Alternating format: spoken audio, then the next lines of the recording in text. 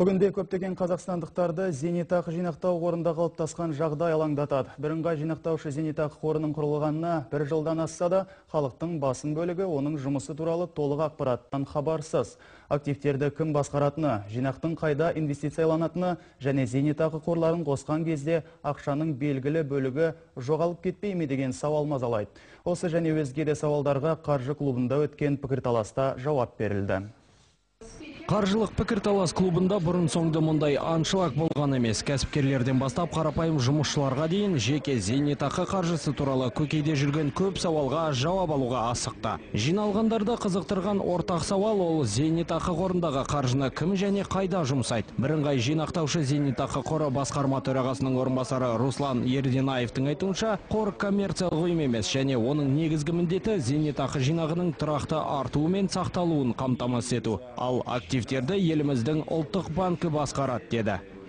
Основными объектами инвестирования. Инвестициялаудың негізгі нысандары мемлекет пен квазимемлекеттік сектордың құнды қағаздары, екінші деңгейлі банктердің депозиттері және шетелдік эмитенттердің құнды қағаздары.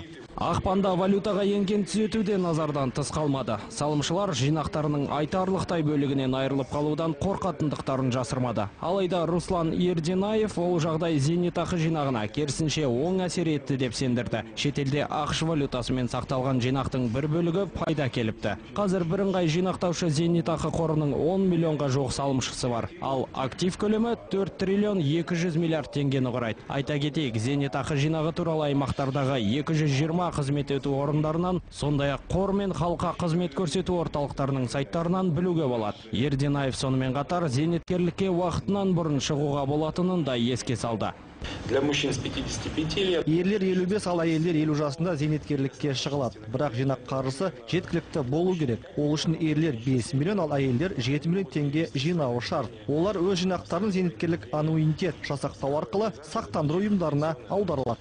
Бірыңғай жинақтаушы зейнетақы қоры төрағасының орынбасары әлеуметтік қамсыздандырудың жаңа нормалары туралы да тілге тиек етті. Айтуынша 2018 жылдан бастап әрбір жұмыс берушіге өз қаражаты есебінен қызметкерінің табысына 5% аударуға міндеттеледі.